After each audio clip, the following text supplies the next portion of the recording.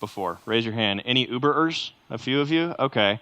There he is right there. That is the CEO of Uber. Does anyone know his name? Travis, I didn't write it down. Kalanick, there it is. Travis Kalanick is his last name. It's kind of a hard to say last name. And so Travis Kalanick, here's the story of Uber.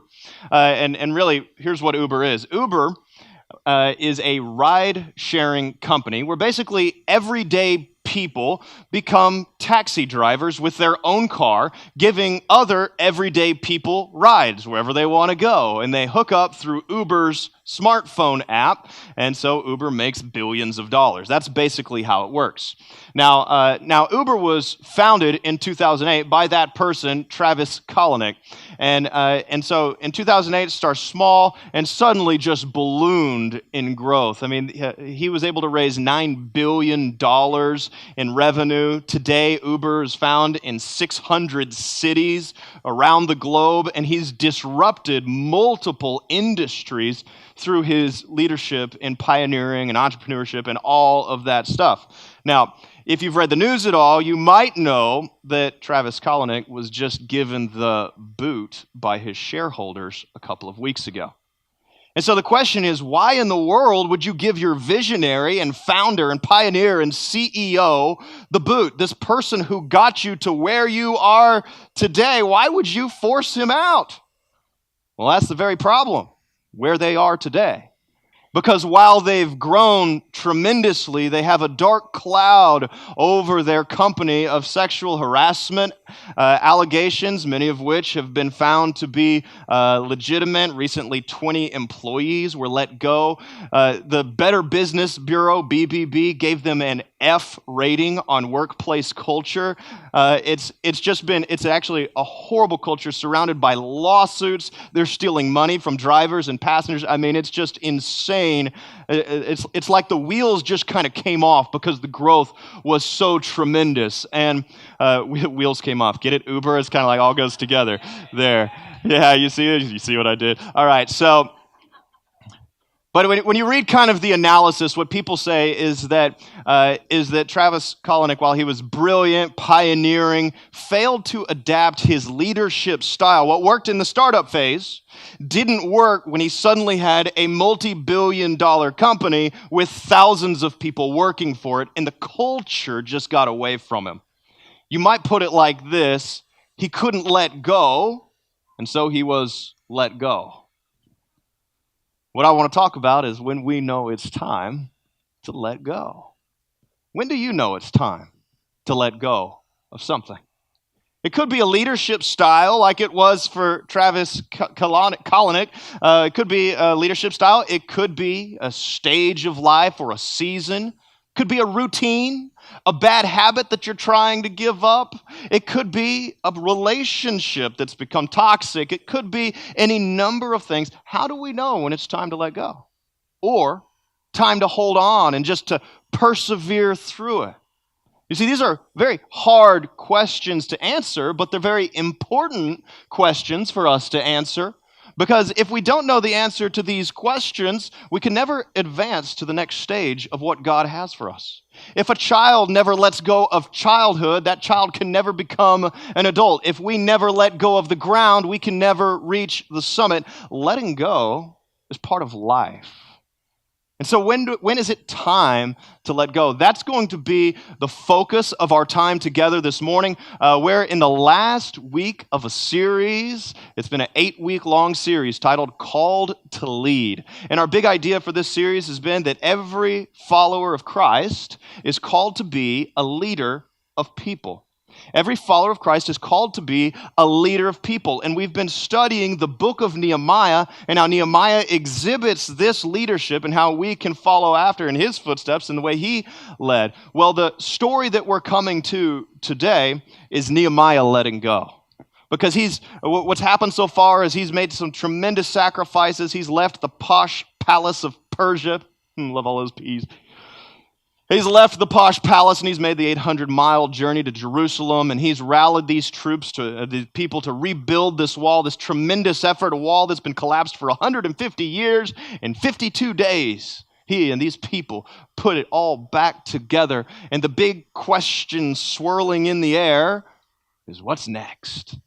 And some of us right now are asking what next. And if you're not asking now, one day you will, because all of life, there's the letting go is just part of it at various times.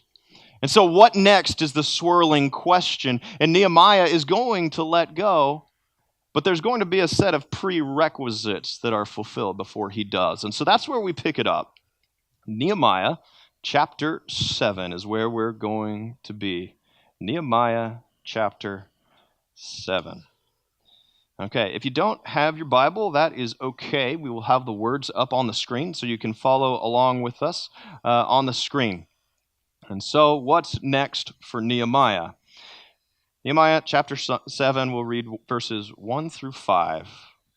Okay, we turn there. I'm going to open up a little technology here.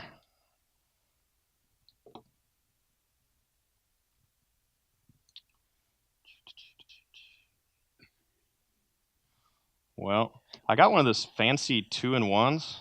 Requires my fingerprint on one side. Isn't that fancy? All right, are you there? Nehemiah chapter 7. Let's read. Now when the wall had been built, and I had set up the doors, and the gatekeepers, the singers, and the Levites had been appointed, I gave my brother Hanani and Hananiah, the governor of the castle, charge over Jerusalem, for he was more faithful and God-fearing man than many.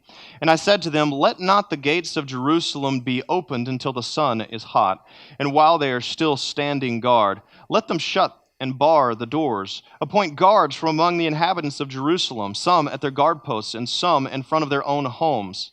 The city was wide and large, but the people within it were few, and no houses had been rebuilt. Then my God put it into my heart to assemble the nobles and the officials and the people to be enrolled by genealogy. And I found the book of the genealogy of those who came up at the first, and I found written in it, and we'll say ... because from there to the end of the chapter, it's a list of names. And it's a list of names that's already appeared once in Ezra chapter 2. He's just found that list of names, and he's reciting it. But here's just a summary of what's taken place. Nehemiah has assessed the situation. He's seen that the wall is complete, that these certain prerequisites have been met, and so now he's ready to move on to the next thing. And whereas before he's rebuilding the wall around Jerusalem, now what he's paying attention to very closely is the fact that Jerusalem has this big, beautiful wall and almost nobody living in it. He says, this is a problem. Yeah, nice walls are nice, but we need people in Jerusalem, and that becomes his next project, is focusing on repopulating Jerusalem with the existing populations around Israel and encouraging people and inviting people to come. And so that's why he has this genealogy that follows. He wants to know who he has to pull from, who he has to motivate to move back to the city. So that's what's happening. Okay, so let's come back to our question. Our question, when do we know it's time to move on? I'm going to give 4 answers here from this passage. 4 answers for when do we know it's time to move on. Now, I want to caution you, these are not 4 comprehensive answers. There might be 15 ways that we know in which we might move on, but these are the 4 that we're going to focus on today, specifically from this text, okay? And here is number 1. Leaders let go when the wall is complete.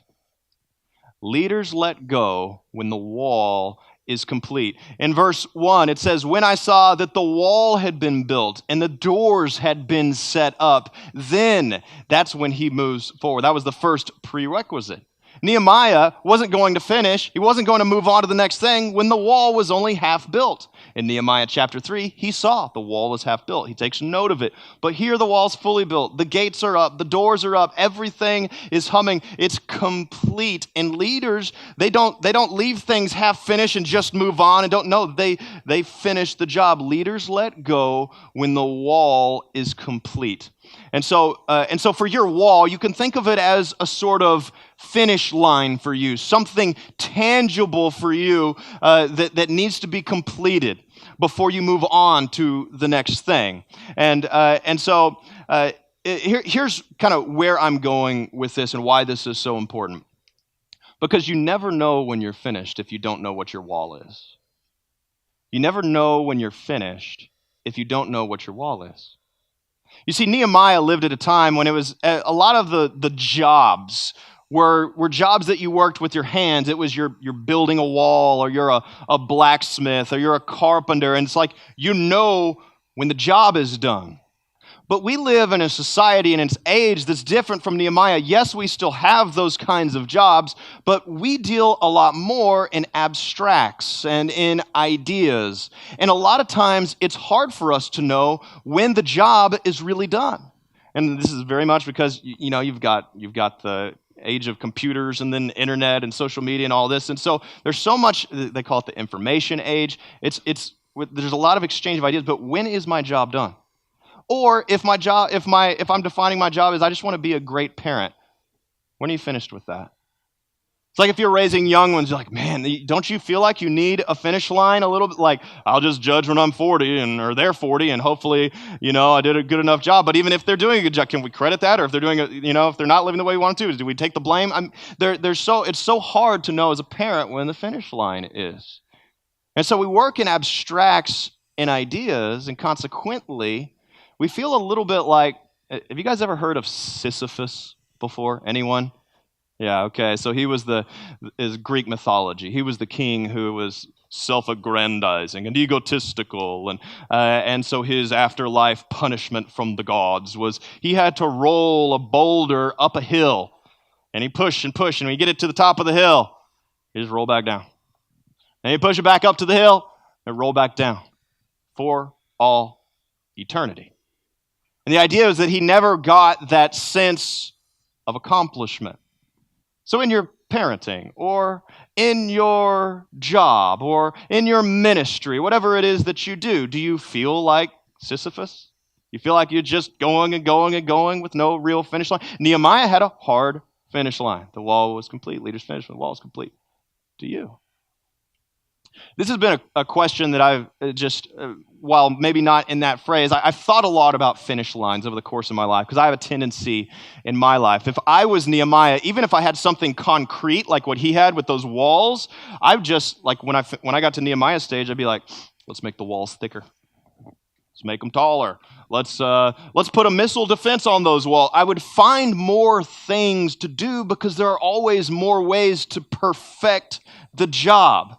And so that's a little bit of my bent. And so I have to kind of manufacture or identify sort of finish lines in my life. And so I want to kind of help with that. If that's you, if you work in abstracts and it's hard and you feel a little bit like Sisyphus, just some of those finish lines. I've identified two that I try to employ in my life. Number one, I call it the life rhythm finish line. The life rhythm finish line. In the beginning, God created the heavens and the earth. It took how many days? 6 days, the scriptures say. And what did God do on the seventh day?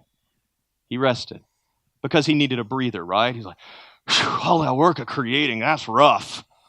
Why did God rest on the seventh day? Because he was setting an example for us that life is meant to have a rhythm. We, in our American culture, put the pedal to the metal. We take, I think, it's either number one or right up there, fewer vacation days than any other nation in the world. It's just we go. We don't have this rhythm. We try to deny this rhythm, but God tried to establish this rhythm for us in the very beginning. And on the seventh day, that rhythm, he wasn't just getting a breather, he was reflecting upon his works and celebrating them as a model for us.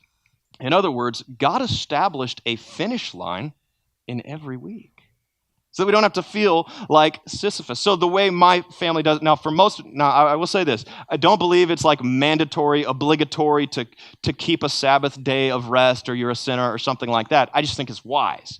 And my family does it. For most people, it works on Sunday because it's a day you're reflecting, you're celebrating God, you're worshiping him.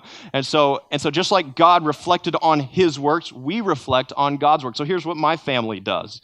And we do it once a week, especially once a week. We focus to do this. We think think back on our whole week as a family, and we go around and we share, what were you thankful for that God did in your life this week? It could be something he did in you, could be something he did for you, could be something he did through you. And we make a list. And I'll go, because my kids have only so much attention span, I make a little longer list on my own, because they have time for like one or two, okay? And then they're like, ugh, But the point is, I'm trying to teach my kids, life isn't about constant acceleration. Life is about also take a break and rest and celebrate the work of God in your life. Do you have that rhythm in your life, or do you pretty much put the pedal to the metal 24/7? So this is a life rhythm finish line. Second kind, I would call this a life stage finish line. A life stage finish line. I alluded to this earlier. You have, with your life, you have the seed stage. I don't know, that's too graphic, whatever. Seed stage. Then you've got the infancy stage, and then childhood, and then adolescence, and adulthood, and, well, adultolescence could go somewhere in there, kind of our culture, and then elderly, okay? And so you have these different stages that people go through. But these same stages can be found in just about anything. And actually the same thing is in business. They actually call it the seed stage. You're like, you had to come back to that. They actually call it the seed stage. That's where it's just the idea. And then it's the startup stage. That's infancy. Then it's the growth stage. Then maturity, et cetera, et cetera. And so whether you're leading a business or whether you're a parent, it's important, or whether you're in a laboratory or a class, it's important to know what stage or season that you're in. In just everyday life, if I act like it's summer when it's winter, well, it's going to have an effect on me that's not positive, okay? Or as a parent, here's something I'm trying to do with my kids right now, okay? So I have a 5-year-old named William Roundtree. And so with William, since he's 5, we're trying to teach him it's time to part ways with the blankie. Okay, I mean, like, he held on to it like longer than we ever wanted to, and it's a nasty blankie. Like, when he sucks on it to console himself, and he finds every dry spot and then wets it, and then he goops it down on the ground, and it's just like, ugh. And so we're like, we kept telling him, like, the last couple months until when he was almost 5, we just kept saying, when you're 5, you're growing out of blankie stage, and it's time to move forward. And so we really built that expectation. So now we've taken the blankie away from him, and it's been quite a challenge. But can you imagine if he was like a 47-year-old in a boardroom and somebody says something mean, and he's like, I mean, there comes a time, And our job as parents is to identify those life stages for our children, and not, sometimes selfishly, we keep our kids too long and say a kid stage because we don't want to see them grow up, okay? And it's time to push them on. Or sometimes we can't enjoy today. We're just like, hurry up and grow up because you're so hard to raise. And we're like, push it. And it's just like, go at the pace of life. And so for us as a family, we've identified age 5 as an important age 13, 18, and then marriage is times we have a sort of little rite of passage. Just took William on a man trip. That was actually part of the whole thing too, a little weekend deal with Grandpa. Anyway, so we do a little rite of passage, and 13, I'm going to take my daughter on a date, and et cetera. And so we have these little rites of passage, and we identify these seasons. So identify the season that you're in, and those little finish lines in your business. Could be in a relationship. There comes a time in a marriage, for instance. I have a good, healthy marriage, but we've been through seasons that have been more like winters. We kind of have to persevere through. But you know what stage comes after winter? Spring, if you persevere through it. And there has to be sort of a dying of the old and the old way to enter into the new. All of life has a rhythm. And so identify what stage that you're in, because it affects the kind of behavior that you should have right now. Don't hold on to an old stage, and don't rush through to the next one. Okay, so number 1, leaders let go when their wall is complete. All that was just trying to drill down on a little application for what for Nehemiah was quite simple, but in our day of age is not quite as simple because we work in abstraction ideas. Leaders let go when their wall is complete. That's number 1. And here's number 2. Leaders let go when God is pleased. Leaders let go when God is pleased. Okay, I want to read verse 1 again because you're going to see a second prerequisite. Before Nehemiah is ready to move on, you're going to see a second one here. It says, "Now when the wall had been built and I had set up the doors," so that's the first part. So the wall, the doors, the gates, okay, everything's set up. But he says, "And the gatekeepers, the singers, and the Levites had been appointed." So he saw two things. First, he saw the walls complete, but then he saw the gatekeepers, singers, and Levites had been appointed. Now, gatekeepers, this would have been temple gatekeepers, not like the outside the wall gatekeepers. So all of these people are related to the temple. So gatekeepers, they're the ones, they're kind of like the temple bouncers, like, you show some ID. Not really. But so they're watching over the doors to the temple. Then you have the singers. These are the worship leaders, okay? This is the worship band that you just saw. And then the Levites, this was the priestly tribe. My point is that for all three in this list, that it all surrounds and relates to worship. And so Nehemiah did not feel that he could move on to the next stage just because the wall was finished. There was something else that needed to happen because it was never just about a wall for Nehemiah. It was about Israel worshiping God in safety and dignity. That's what it was about. They weren't just like, oh, cool, now we have some pretty walls. Or even, oh, great, now we're protected. No, it was about, it all came back to God. And it all came back to worship. And so Nehemiah, if he had just finished the walls, he would have felt like, you know what, I can't move on yet because really I've got to get worship established. I have to make sure that God is pleased because it's never just about the walls. It's about pleasing Him.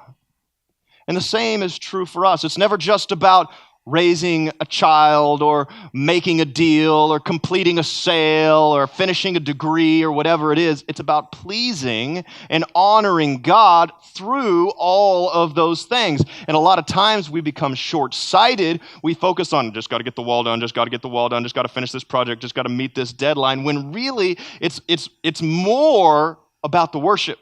It's more about pleasing Him and honoring Him in the way that we do those things.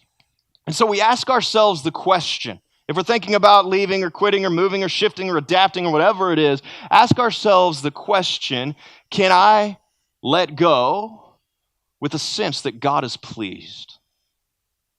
Or is it more like I'm running from a problem in hopes of finding greener grass on the other side? Can I leave with the sense that God is pleased, or is this going to be harmful to other people? And so we ask ourselves this question. A couple of, a number of years ago, somebody called me up and he wanted to meet with me, and he said, I just want to talk about my marriage. And so I said, okay. And so we met up, and but he wasn't really asking for advice. It became clear. He was just telling me what was happening, and what he told me was that he planned to divorce his wife. And immediately, before we got moving to advice or which he wasn't really asking for, any kind of questions, I shared my empathy with him, and I know how hard marriage is, and I just told him I was so sorry that it had reached this place. But as we got to the part where I was just asking him some questions and some more details, it was like I just uncorked this bottle of rage that had been sitting there with just bitterness for so long, and he began to just spew venom, poison, and just like as though his wife was Adolf Hitler and the worst person in the world. And he began to tell me the things that he was saying and doing to her as though he was justified because she was so evil. And my sympathy went from toward him, but toward her. Because very clearly he was the abuser if he was really bragging about the things that he was saying that he had said and done. And I did tell him that. But there came a point of the conversation where I just asked him, I shifted it towards spiritual things. I just said, have you talked to God about this? Specifically, have you asked His opinion on this next step? And it was like I unleashed another bottle of rage. Because that same rage that he spewed on his wife, no lie, he spewed on me. And by the end of the conversation, he told me that I was the worst pastor and leader and person that, you're almost as bad as my wife, is basically like what he was saying.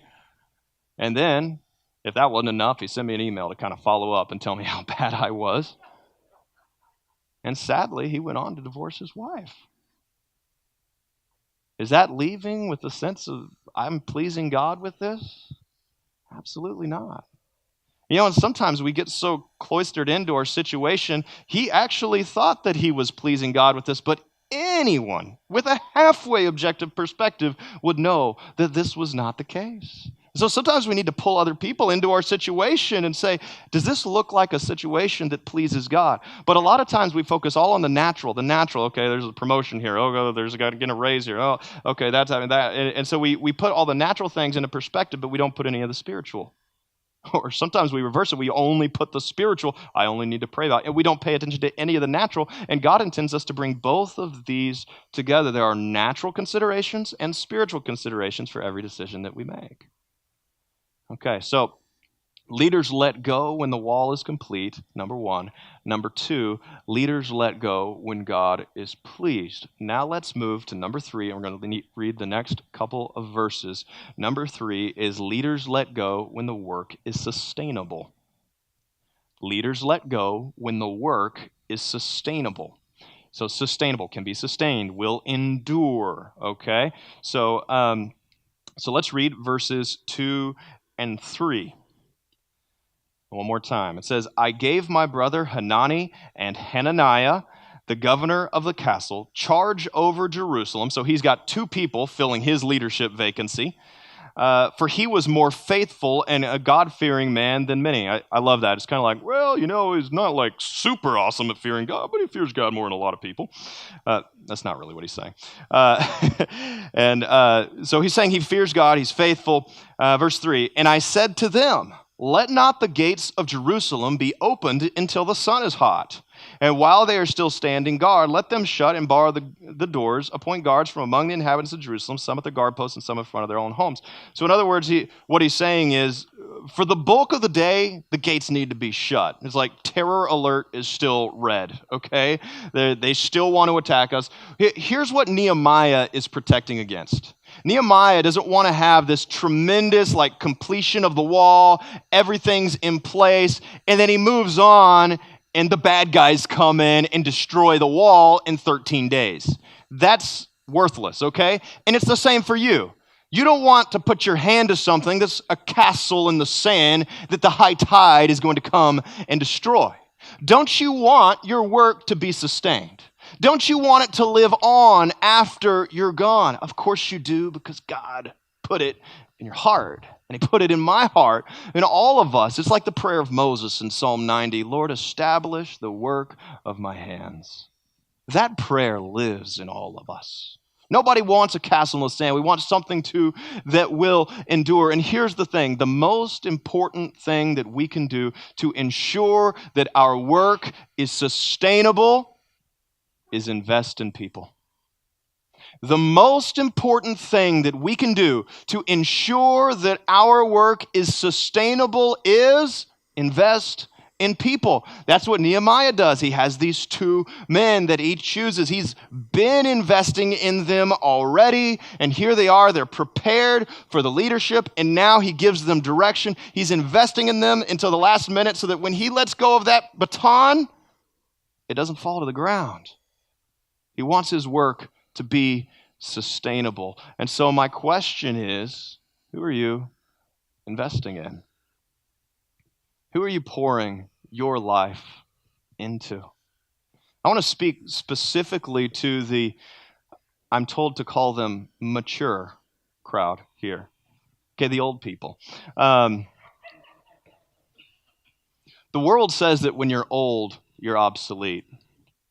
But God says the gray head is a crown of wisdom. And I can tell you as a whippersnapper, I need your wisdom.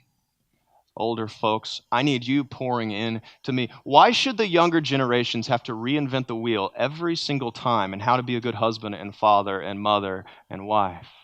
What if the older generations poured into the younger generations? That was what Jesus envisioned. That was what the Apostle Paul envisioned. That's what Nehemiah said to do. The greatest impact that we can leave is we invest in people. I tell our staff, I say, listen, the programs, I believe in programs. We have programs at this church that are wonderful programs. But at the end of the day, What's really going to last? In 100 years, we'll have to change the program. In 10 years, we'll have to change. Maybe in a year, we'll have to change certain programs as it's shifting needs of the people. But the difference that we make is when we invest in the people, because that makes a difference in their marriages and their friendships and in the way and their lives, and that ripples throughout the generations. So who are you investing in? If you say, well, I don't know who to invest in, we'll get part of a Sunday school class and just meet people. And there are people of all different ages, and there's so many opportunities here. In fact, come be a volunteer at Vacation Bible School. That can be the beginning of investing in the next generation. We're a church that we're organized in such a way that we want all the people to be involved. Every member is a minister. That's one of our mottos here, because we want to give everybody that chance to have the people on people sort of sustaining impact. So when I go out of town for 2 weeks, whether you noticed or not, when I go out of town for 2 weeks, the church not only doesn't fall apart, not only doesn't just stay where it is, but it actually continues to make ground. And say one of our short-term goals was to make this the most prayed for VBS ever, okay? And we continued making ground on this. We had Caleb step in for me in speaking. We had John Giddens step up in prayer. And we had Jennifer Neer step up in this artistic stuff that you're seeing for the vacation. So that doesn't rely on me. Because I don't want to be a church that's a Michael Roundtree church. I want to be centered on Jesus, for the people. All of us are making contribution, investing in other people. And so whatever you're thinking of letting go of, have you ensured the success of who or what you're leaving behind? Have you ensured the success of whatever it is that you are leaving behind? Even if it's a job, training up other workers, not just doing your job. Are you leaving that behind? Don't leave a leadership vacuum behind you. Leave people behind you who can sustain the work. Okay, so leaders let go when the work is sustainable. That's number 3. And the last one, leaders let go when God speaks to the heart. Leaders let go when God speaks to the heart. Let's read again the last 2 verses. Verse 4. It says, the city was wide and large, but the people within it were few, and no houses had been rebuilt. Then my God put it into my heart to assemble the nobles and the officials and the people to be enrolled by genealogy. And I found the book of the genealogy, and then it lists out all the names. That little phrase, God put it into my heart. It's the same phrase that appears earlier in chapter 2. God put it in Nehemiah's heart to inspect the walls. So first God puts the wall on Nehemiah's heart. But now Nehemiah has shifted to a new project. Now it's no longer the wall, it's the city. And it's repopulating Jerusalem. But it's this very same phrase, God put it into my heart. And I love this phrase, because we're talking about the great God of the galaxy, the one who spins the world on his fingertips and makes shooting stars fly through the sky, speaks down to this tiny little blue speck of earth and this tiny little person, Nehemiah, in his tiny little heart, and speaks in the tiniest of ways. He just puts a new thing on his heart. He puts the wall on his heart, and Nehemiah accomplishes this tremendous work. And now he puts, as he's counting the officials, that's all part of repopulating the city and causing Jerusalem to flourish. Just puts a new thing on his heart. And so my question for you is, what is God putting on your heart? Because God still puts things on people's hearts. What's he putting on yours?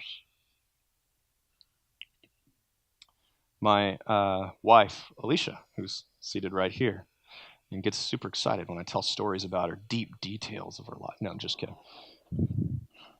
My wife, Alicia, she and I had our first child in 2007, Anna. She's almost 10 years old now.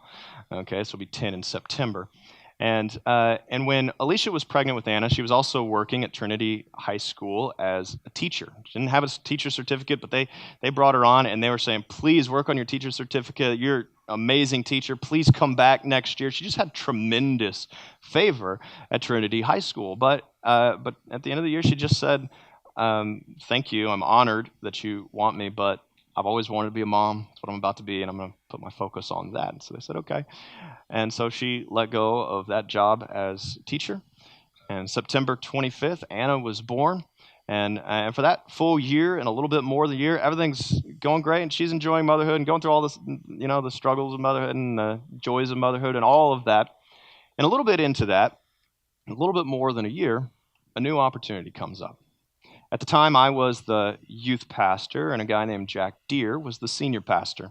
And Jack was in need of an assistant at that time, and he saw Alicia's obvious skill set and presented the opportunity to her. And he said, listen, I know that your heart is to be a mom, but this would be a part-time thing with flex hours. You wouldn't even need daycare, work with a child naps, or it doesn't really matter. But it's just I don't know if it's 10 or 15 hours a week, something like that. And so he gave her that option, and we prayed about it, and we decided to take it. And a short period into that, Alicia started to have some misgivings about it. And we're about 2 or 3 months into it. And one day she's working, and she's like filing something. She's got something going on the computer, and she's on the phone at the same time. And of course, moms, how well it works to work while your kid naps, right? Because the kids always nap when you want them to, right? And Anna wasn't napping, and she's trying to get some things done. And so Anna comes and tugs on her shirt. It wasn't like this, I'm throwing a fit or anything, just wanted mom. And Alicia's, she's doing all these different things, and she turns and she feels this sort of surge of frustration in the moment. And then it was a little bit like, have you ever had this happen where this wasn't a supernatural experience? It was like almost though she had this out-of-body, she just had this objective viewpoint of herself in that moment, where it's like the emotions were just gone, the frustration was just gone, and she just looked down on herself. Like I said, this wasn't a supernatural, it was just like, it's kind of what it felt like. And she had this objective analysis, and it was like the Lord just so gently whispered into her heart, is this what you want? And the obvious answer in her heart is no, it's not what I want. She came home, and we talked about it, and we felt for our family. It's like, in this season, and maybe we're trying to fight it or whatever, but in this season, Alicia's called to be at home with the kids. And so that was a huge, huge, huge family decision that we made in the context of God just putting something small on someone's heart. And so if you're contemplating turning a page or saying goodbye to an old chapter of life, ask God to put that new chapter on your heart. Because God doesn't call leaders to let go of something in order to hold on to nothing.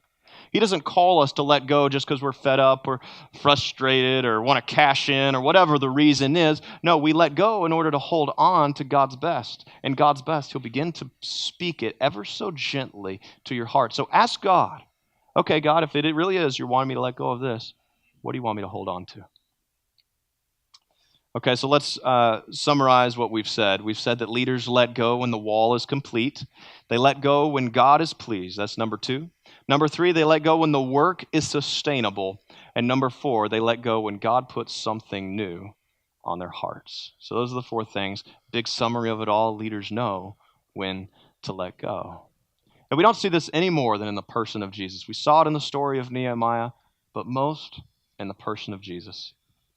2,000 years ago, while he had existed for an eternity past, 2,000 years ago, God looked down from heaven and He decided to let go of His paradise in heaven and come to this planet Earth. And not only that, He chose to let go of His spiritual, exclusive spiritness, whatever you call that, and to put on finite human body with His limitations. Now, those already are 2 pretty big things to let go of, right? And then He let go, Jesus did, of His own will when He was tempted by Satan in the wilderness. When He was on the way to the cross, He said, Father, not my will, but yours be done. And He let go again of His own will. And then when He went to the cross, He let go even of His righteousness. The scripture says He became sin for us. He let go of His righteousness so that He could become our consequence, the consequences for our sin. The judgment of God was laid upon Him He let go at the very end. He said, Father, into your hand I commit my spirit. And he let go of his breath and he let go of his spirit so that he could hold on to resurrection. 3 days later, Jesus rose from the grave and he became the hope of the world. Jesus, as our model, shows us that godliness really is about letting go, but not letting go for its own sake. Jesus let go of his earthly life so that he could embrace resurrection. And following Jesus at the very core of it, it's letting go, but it's not letting go just because. It's not self-denial just because. We're letting go of our old life and our old way and our desires and dreams and will to embrace our Father's best.